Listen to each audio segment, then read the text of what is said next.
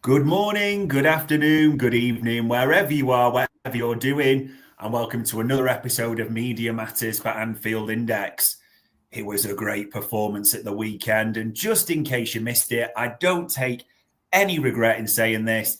The Reds are top of every single league you care to mention. Ipswich swept aside, absolutely dominated at Anfield, and joined as ever by the renowned and the respected David Lynch, who got to be impressed by what you saw at the weekend, David, surely. Yeah, really good. It's kind of comfortable an afternoon as you can have really in the Premier League. And I thought coming into this one, I was kind of talking to a few fellow journalists before the game, and I actually had to get to a gig in Manchester, a comedy gig later on. So I was like, I could really do with them just having this wrapped up by half time.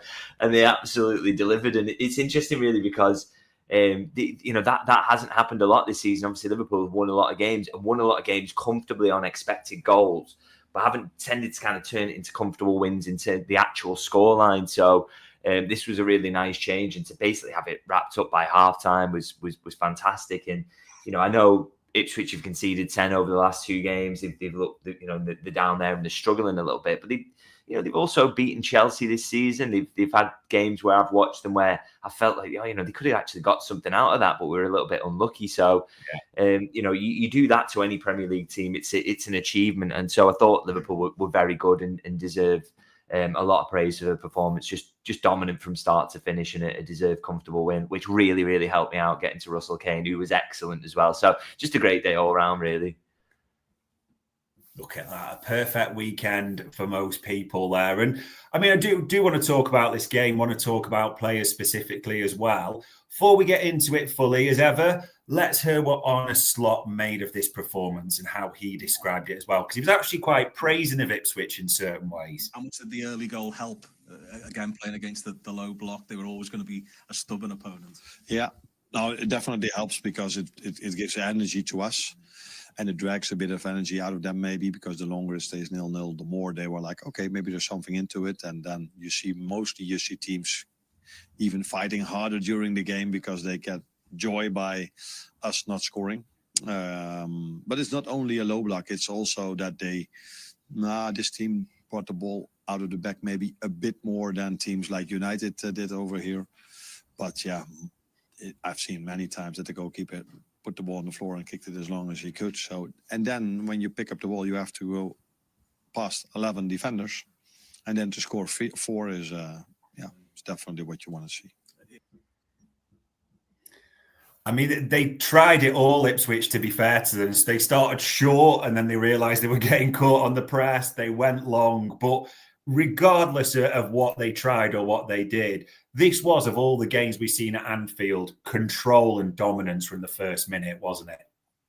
Yeah, that's a really interesting point, actually, because, kind of not something I considered at the time, really, but now you think back to the game and he's absolutely right. It was kind of Liverpool, the way they were hurting Ipswich was in a variety of different ways, or being able to stop Ipswich progressing the ball. So, as he says, quite a few moments there where the high press looked really good and Ipswich are trying to play around it and had no chance. So quite a few high turnovers that turned into dangerous opportunities. But then the alternative to that, which is that they did try to go long, and I thought Liam Delap got absolutely bullied during the game, really, by the 2 centre halves. So, when it looks like that, you just don't have an awful lot of ways to get out, do you? It makes it really difficult. And, I just think that shows really kind of how, the varying levels of sort of, the different ways in which Liverpool can stop the opposition and the different ways in which they can hurt them themselves. So just speaks to how balanced this side is. And I'm just having a look actually on FOTMob there.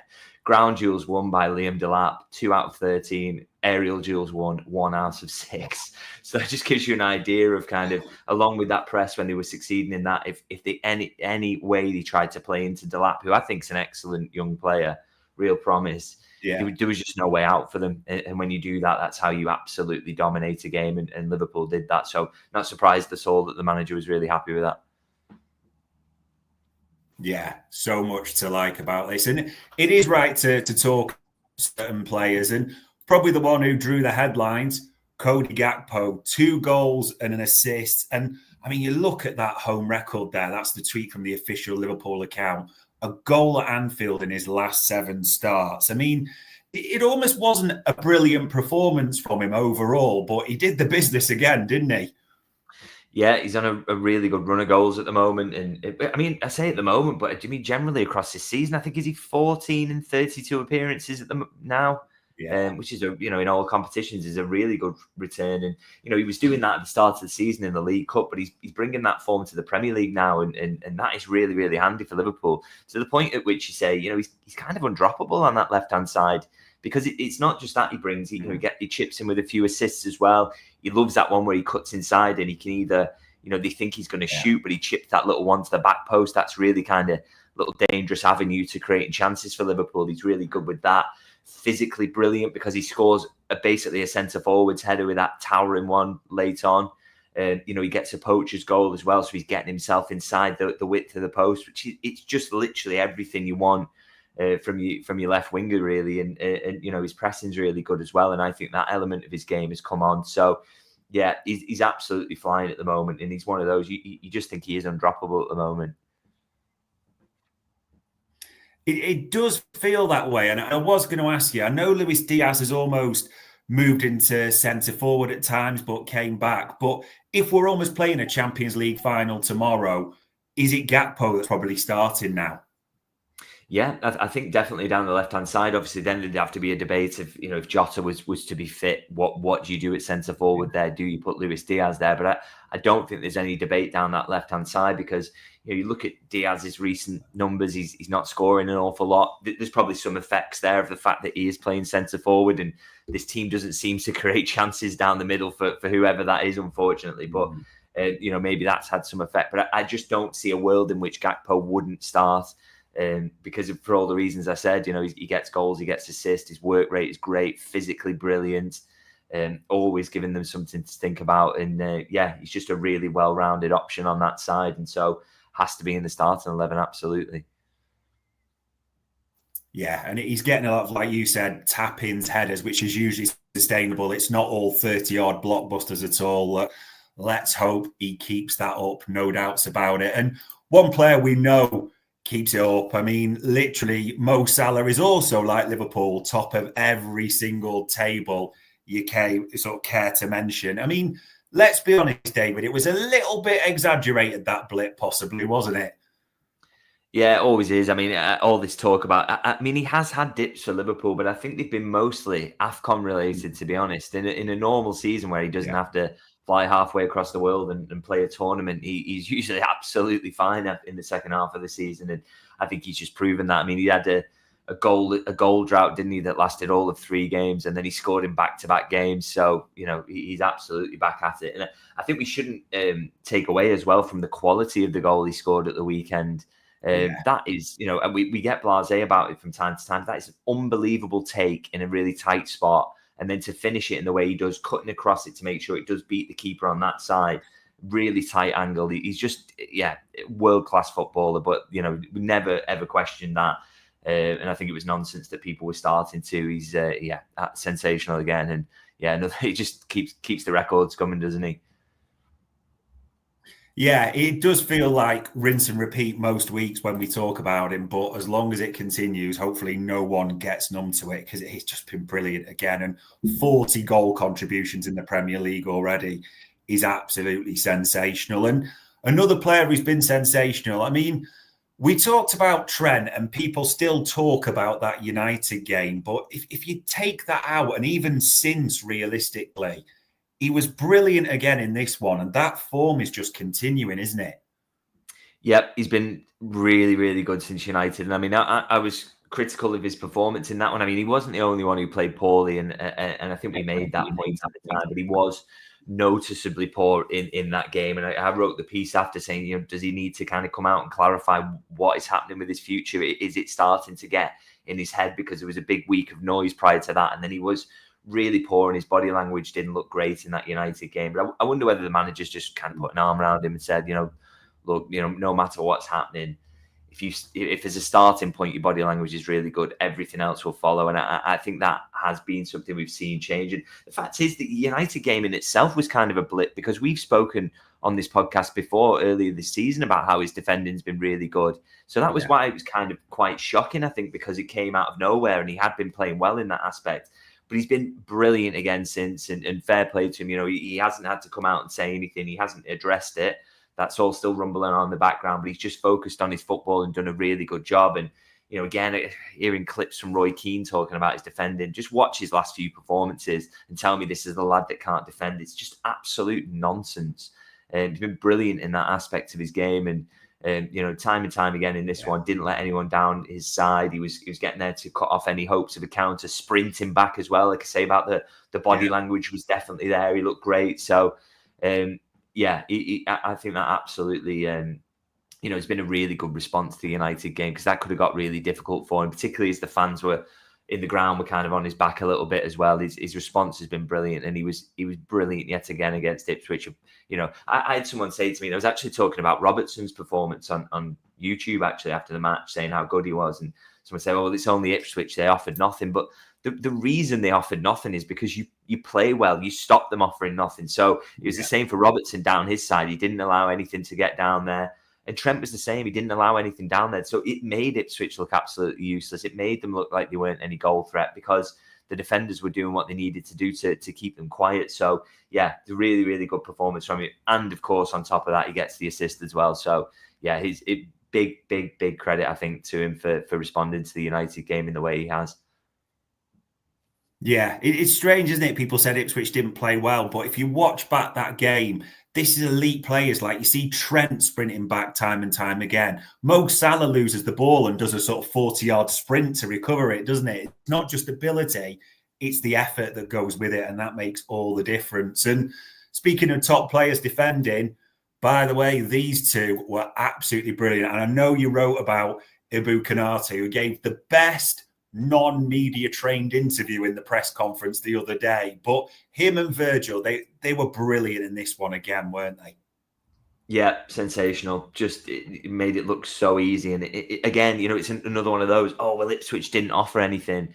But if you're making sure that Delap wins about 2 out of 50 duels in a match, then you're going to make it look like Ipswich can't do anything, because he has been a handful for so many defences this season, and yet Konate and Van Dijk dominating him. I mean, I feel for Konate in a bit, and I kind of mentioned this in the piece if people want to read it, that you know, Van Dijk kind of gets an easier ride because he's the best in the world, because nobody wants to go near him. So Konate he's got so much work to get through in a game, and I think he wins 12 duels in the match, which is outrageous.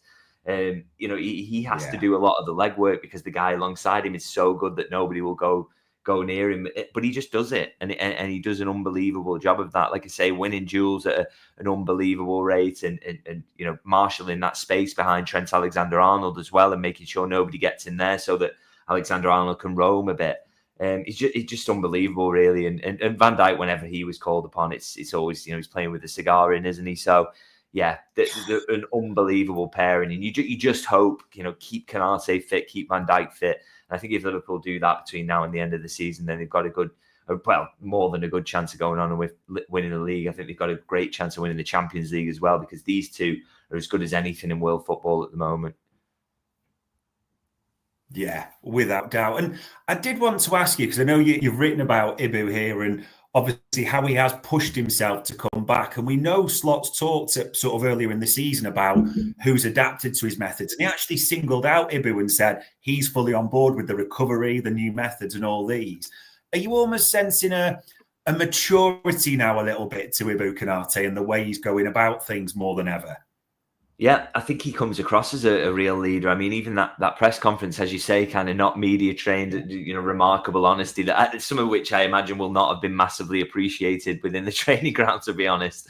They'd rather keep some of that stuff quiet, because it's not unusual, by the way, that players will take painkillers or play through kind of slight niggles. But he's just really honest about it and said, yeah, look, I rushed back. I just wanted to get back on the pitch. And yeah, it makes the medical staff look negligent, but they absolutely will not have taken huge risks with him. No, you know, they're that would be stupid to do that. And these people are brilliant at what they do. They wouldn't have taken risks, but it's how the answer kind of came across, wasn't it? And I've seen people have kind of latched onto that a little bit. But that's definitely not the case. But it is show him up really as kind of that he is a big personality, and he's someone who will speak the truth, and he will say what he wants to say, and he's really confident in doing that. And which is it's a leadership quality, and you wonder, will he get added to that leadership group? Will he be part of that? Is he being groomed as maybe a future kind of captain or anything like, or certainly vice captain or something close to that? Because he's got everything. He's got, and he's learning from Van Dijk as well about some of the qualities he needs to add to his game, obviously in the defensive aspects, the attacking aspects, but also kind of what it is to be the leader at the back, and you have to, even if you're not the captain. If Van Dijk's not alongside him, he's got to kind of dominate the team from that position, get the line up, make sure the midfield's squeezing up and not too close, doing those sorts of things. You've got to have that to your game, and he really is taking that on board. I just think he's an absolutely brilliant player, brilliant character. Liverpool really lucky to have him. Yeah, they are absolutely fine, and we do need them to keep fit all season. And one player we're hoping's fit after Saturday. I mean, he's done a good interview here, if anyone's not read it, on the official website, Wataru Endo, about his sort of how it's going, his adaptation at Liverpool. Let's be honest, David, he was lucky he was wearing a gum shield on Saturday. I'm still trying to work out how that wasn't a red card, to be honest. Yeah, I'm really surprised the VAR just didn't give the ref another chance to kind of have a look at it, because you can sometimes get those clashes. They look worse than they are. If he'd kind of run into the side of his leg and it just, it would have knocked him off his feet. I can get why the ref doesn't instantly give a red in that moment, because you can't always get a good angle. From the angle where I was watching it, it was kind of, that looked a bit sore, but I didn't think it was as bad as it actually was when I watched the replay back. And so I was surprised, they do set a high bar, don't they? And fortunately, it's not caused him any injury, and it didn't cost Liverpool on the day. Don't want to focus on those kind of decisions too much, because you end up being like Arsenal supporters. But it was, it could have easily been a red card. I'd definitely put it in that category. And it is right to talk about Endo as well, because he came on, he did well here. We've said that almost every podcast where we've mentioned him. He comes on, he does a job. And more than, I was thinking when I phrase this, say he does a job, because that makes him sound almost belittling in some way. But he's been really good when we've called upon him, Endo, this season, hasn't we? Yeah, to the point, whereby I'm kind of surprised he hasn't been called on a little bit more, to be honest. Maybe we're starting to see a kind of growing trust, because I think the manager's using him a lot more than he was at the start of the season, when he just barely got off the bench, did he? And rarely really started him. So, I think he is getting a bit of a growing trust there, which is testament to him and his character for sticking at it, really. And, really convincing the manager that he does have some value. And it's interesting as well, actually, one of the areas I constantly get tweets about saying, Liverpool need to strengthen is a Gravenberch backup. But, I can't imagine you would get a better backup than this, who's willing to sit on the bench as he is. He doesn't play an awful lot, and yet he's actually happy with his role in the squad. He's got great experience. He's a very good player, by the way, because he played the entirety of the season last season, and Liverpool were in title contention until right at the death, finished third, and won a trophy as well. So that's your backup to Gravenberch at the moment. Liverpool will do well to get someone better than him to come in and play that role for next season, if that's a possibility that they're thinking out of business that they might be doing going into the summer window. So he's just, really, really good player, and doing a big job at the moment. And I hope a little bit more. We see a little bit more of him. This PSV game. Ideally, don't want to see Gravenberch near that. The FA Cup game that's coming up. There are opportunities to see a bit more of Endo, and I would like to see it as reward for his brilliant attitude and also his performances whenever he's come in.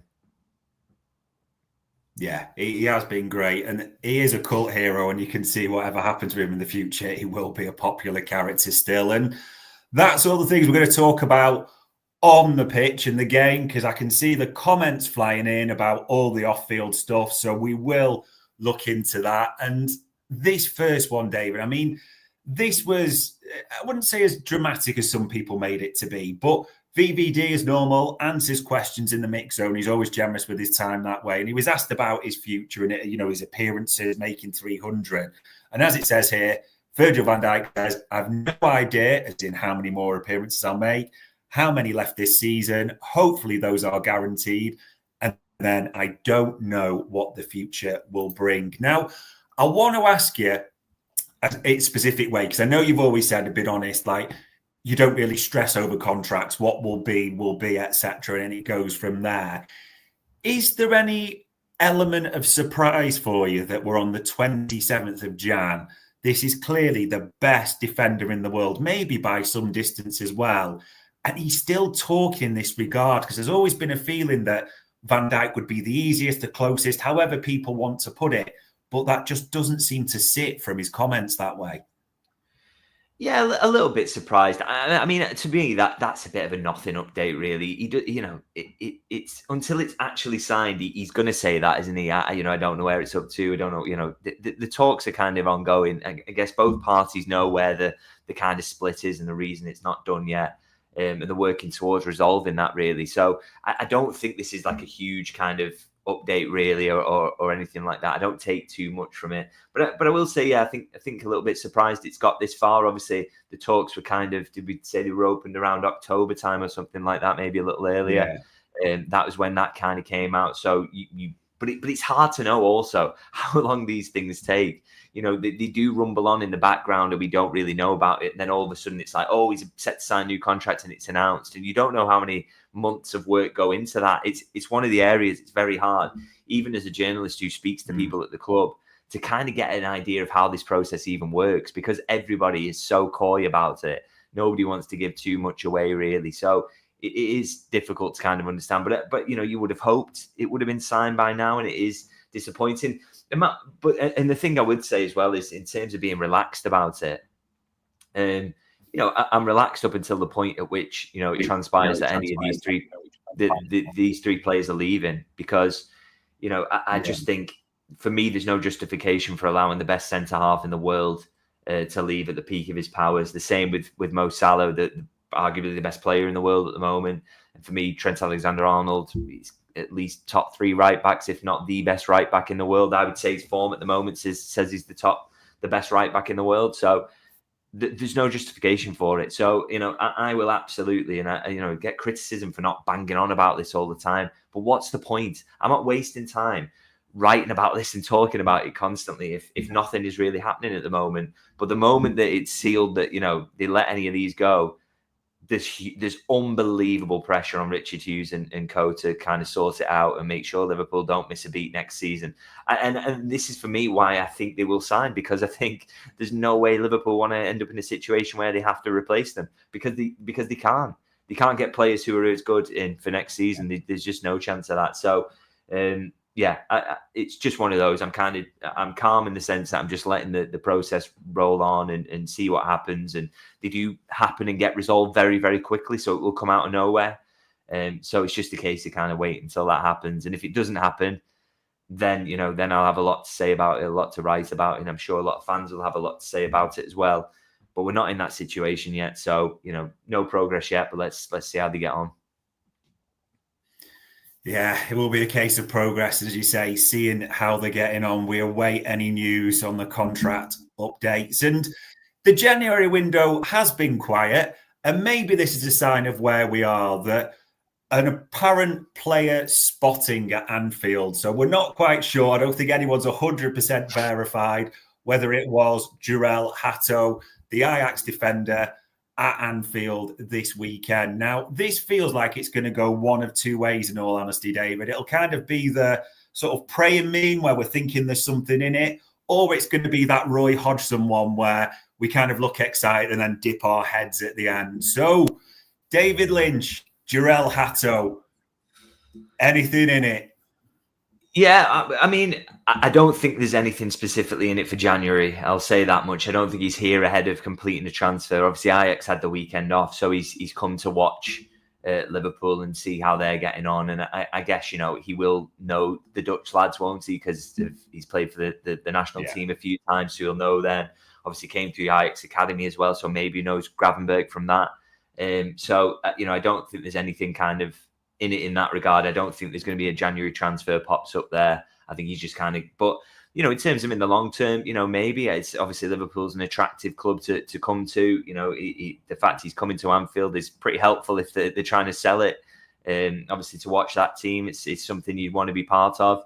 But nothing for January. Maybe if that's something Liverpool look at in the summer. My question over that would be: he's only 18 and he's only played in the Dutch league so far. Is he quite ready for that jump to kind of Liverpool level?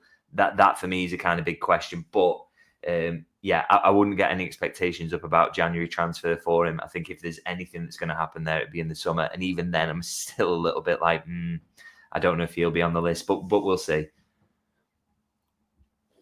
Yeah, well, it could be groundwork possibly for the summer. Like you said, there's a lot of connections with player there. Johnny Heitinger, Slot's worked with him before as well. So, yeah, maybe it's a manifestation one, but we'll await news on that one. We'll have to see. And the only other bit I wanted to ask you about off the field is Liverpool's accounts haven't come out, but you'll have seen the Deloitte figures and then people read into that. And Mo Chatra, as he always does, did the Money Talks podcast for us and kind of asked a lot of questions around the wages, the way they seem to be increasing. There's a lot of, as he put it, unanswered questions there. And we know we've missed out on the Champions League for this account period.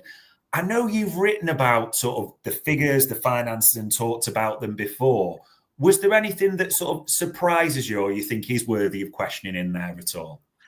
Yeah, I think Mo's right to point out that leap in the wages going up, I think around 14 million from the last set of accounts to this one, despite the fact Liverpool weren't in the Champions League. That is quite interesting. I mean, I would say I don't think there's anything, underhand going on there.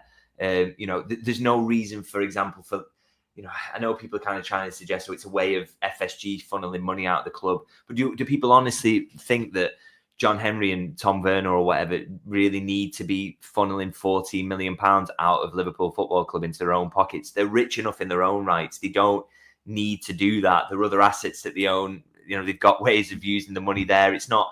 There's nothing going on there. I'll say that much. I've seen that suggestion a few times, but I think it is interesting. I think it's there is a question to be answered there. I mean, some of that leap will be accounted for by the fact that Alisson gets a mid-contract pay rise that kind of went under the radar a little bit, but obviously that's nowhere near 14 million a season. So I'll be very, very interested. I tried to speak to someone at Liverpool about this, and I think, very kind of reluctant to give out any details prior to their own accounts coming out, which is usually kind of, March time or so? So I'm guessing we'll get a clearer look at it then and kind of a better idea of what that leap is about. But as I said, I don't think it's anything underhand or anything worth, churning out a conspiracy theory about. I don't think it's that. Sometimes as well, it can just be about timings as well. So kind of what that rolling, the rolling debt, what that looks like, for example, you only get a snapshot of a very specific period when the accounts come out. So it's hard to kind of, it can just be timing in terms of where that is. And that wage bill might not look like that when the official accounts come out. So we'll just have to have a look really and see where that's up to. And, whether that hadn't accounted for the players that left in the summer and it ran on a little bit long, it's just that sort of thing. It can just be cut-offs and things like that can account for it. So, but it is an interesting question. I would be very, very interested to know what it looks like in the official accounts, but I'm going to wait till they come out to really make any sweeping judgments, because a lot of the time the Deloitte stuff is really kind of, an overview and bigger picture look. It doesn't let you get into some of the kind of granular details. So I'm looking forward to those coming out and having a real look through then, and then hopefully be able to give a better explanation of why that wage bill has leapt up. Yeah, and to be fair, I know Mo says that in the pod. Obviously, when the official accounts come on, that's the time to fully scrutinise it. And obviously, there's speculation: is there a final Klopp payment in there? As you said, the Alisson mid-contract book. There was talk that Trent got one as well. So we'll have to see when it comes to that time what is fully in there. But yeah, that is the off-the-field stuff, ladies and gents. And back to the football. There's just the small matter of a Champions League game coming up, the final one.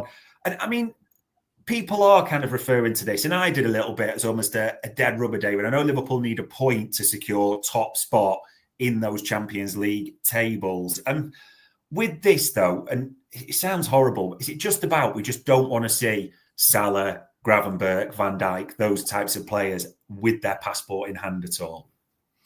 Yeah, that's kind of the dream scenario from my point of view. And I'd like to think that the manager sees it in the same way. I mean, the way he spoke about top two being the same as being in the top one, I take encouragement from that he knows that this isn't a massive game and he doesn't need to take his full complement.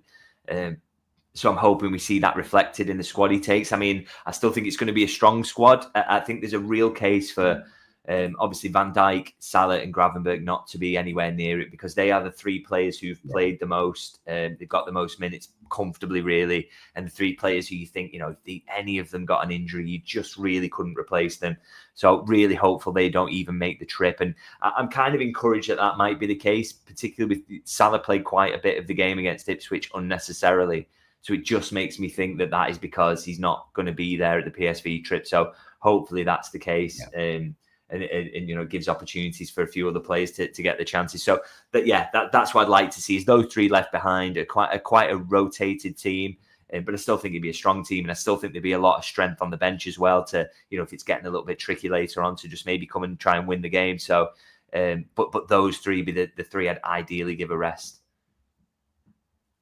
Yeah, it would make all the sense in the world. And there's a few comments in the chat panel. Does feel like it's a good chance. We mentioned it before, like Endo, Harvey Elliott to get starting minutes, Chiesa even as well, because he came on super late against Ipswich. It just feels like this is made for those types of players to start, doesn't it?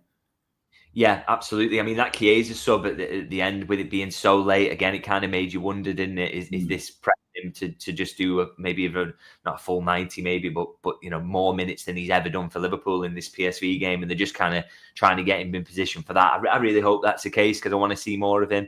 He shoots constantly when he's on the pitch, so looking forward to seeing more of that. Thought it was really interesting, by the way, that Jayden Danns was involved in that game at all. I mean, I spoke to someone today, and apparently not really any decision made just yet on whether he's going to go out on loan or not. So they're going to make that call very, very late in the window. And I think that call will be based on who's fit, who's available, what the squad's looking like, and whether they think they're going to be able to give him minutes, or whether it's best. So they're leaving that as late as possible. And with him coming on against Ipswich, does that mean he's going to get a few minutes against PSV? Again, I would really hope so. I'd love to see him, really like him as a player. Even if that's just the final half an hour or something like that, would be absolutely great for him to play in the Champions League. So, and as you say, Harvey Elliott, another big contender, isn't he, to get minutes? Connor Bradley, Jarell Quansah. This squad is unbelievable. I mean, I have a tweet today. I urge people, because I know the listeners to this podcast are not as mad as most of the people online, to go and read the replies to some of my tweets today about people telling me that Chelsea have got a better squad than Liverpool and City do. Despite them being many, many points behind in the Premier League at the moment. I think Liverpool have got a brilliant squad. And I think, games like this, where hopefully we see quite a bit of rotation, a real chance to see that, really. So, yeah, I'm hoping for a lot of changes, but I still think it'd be 11 that can win the game, absolutely. Yeah, it should be. And a point, it would be nice to finish top, but maybe, just maybe, it's about no injuries, especially with what's coming up. And it is right to finish, as we always do, on wider football. So it's another big weekend in the Premier League just gone. It's another big weekend coming up as well. I mean, first things that I want to get to, and as much as we sometimes enjoy seeing Arsenal fans squirm, I've got to ask you, that decision on Saturday, that's never a red card, is it? Do you know what? I know, and you will know, I'm exactly the same about this when it's Liverpool involved or whatever. I always try and look at the decision from the perspective of why is the referee given that? What justification could he have for giving that? And I thought it was very, very interesting. I watched it back on Match of the Day and saw a replay that was being played whilst they were talking about how much of a shambles it was that it was a red card. And it basically showed Lewis Skelly studs up, catches the back of the thigh, not the thigh, sorry, his calf, and then down onto the ankle. And I thought, do you know what? You look at that replay, you can understand if the VAR looks at that and thinks, maybe sent him off for a straight red for that, for a kind of endangering an opponent. I can back that up. I can say, I've not got enough evidence here to overturn your decision. And I wish that replay was kind of, everyone could see it. I mean, I urge everyone to go back and look at Match of the Day to see that one again. He quite clearly hits him first time with the studs on the quite high up on the leg and then down, and then he catches him again at the ankle. Now, if it had just been the ankle catch or just below the ankle where he gets him just that, I think the VAR maybe said, okay, maybe have another look at that. But he does get him twice, and it's quite high, and it's very, very cynical. I know he's not trying to do that. He's trying to just trip him, but he gets it badly wrong. And I think it's like I say, you could easily see why he would have given it as a yellow, but I can also really see why he gave it as a red. And I can see why the VAR will have seen that replay and thought, yeah, I can back that decision. I don't see any clear and obvious evidence that a huge mistake has been made here, and therefore it should be overturned. So for me, it's I really, as I say, I can get it. I get why it was a red card, and I think a lot of Arsenal's complaints are centred on the feeling of injustice around some of the red cards they've had earlier in the season. But this one, I don't really think they've got a massive leg to stand on, and I certainly think it's so poor that Michael Oliver's experiencing abuse over it and things like that. I just think it's absolutely ridiculous, and people really need to take a step back about this refereeing stuff. And as you know, I'm consistent in talking about this, even when the decision goes against Liverpool or whatever. I think the discourse around referees is pathetic at times, to be honest. And I really think that Arsenal need to stop focusing on that quite as much as they do, and maybe focus on scoring some more goals and being a bit more dangerous in attack. I thought the furore over that was a little bit too much, to be honest, and I could see why it was given.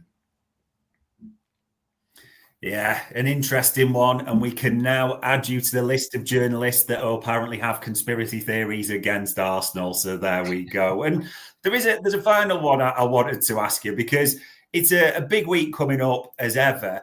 If I'm right, there's open training tomorrow afternoon and then the press conference in the evening, isn't there, with Slot and a player. So there's still quite a bit coming in the next few days. Yeah, that's absolutely right. Looking forward to open training as well, because I'm not really expecting Jota to be involved, but it'd be a nice bonus if he wouldn't it? And go and have a look at the state of the squad and hopefully, see what shape they're in. And we'll also get a picture, obviously, then on Tuesday when they fly over of who's going and who isn't, who's going to be involved in the trip. Like I say, would love the three lads who play the most to sit this one out, but we'll see what the manager's decision is there. Maybe might think he has to take a couple of them just to have them sit on the bench. But, I'd take that right now. But, yeah, it's going to be interesting to see what he does there and hopefully some more kind of some clearer injury updates in the press conference as well, because Slot's been kind of dancing around it a little at the moment. So we'd love to know when the three lads who are out are back. But, we'll see what we get tomorrow. Yeah, I know you mentioned Jota there. We're hoping for a Curtis Jones update. It'd be great to see him back in training, because I was going to mention, he dances around it a little bit on a slot. He seems almost reluctant. I don't know if he's heard of GDPR or something like that at all, but he does seem very reluctant to give updates. And then it's a little niggle turns into Jota's out for a couple of months. And Curtis Jones, unfortunately, does seem to have that, I don't say ability or streak, whatever you want to call it, that a niggle can turn into a knot quite quickly. It'd be good to see him back, wouldn't it? Yeah, really would. We just see how it kind of progresses. I spoke to someone on Saturday about Jota who kind of said that the initial diagnosis they'd been given when he picked up that niggle was kind of 2 weeks or so. So 2 weeks would, in theory, be him back in training this week at some point. Yeah. I still think they'd probably see, they're not going to drag him over to PSV if he's not quite there. But, could he be available for the weekend? Having someone like him off the bench would be unbelievable, wouldn't it?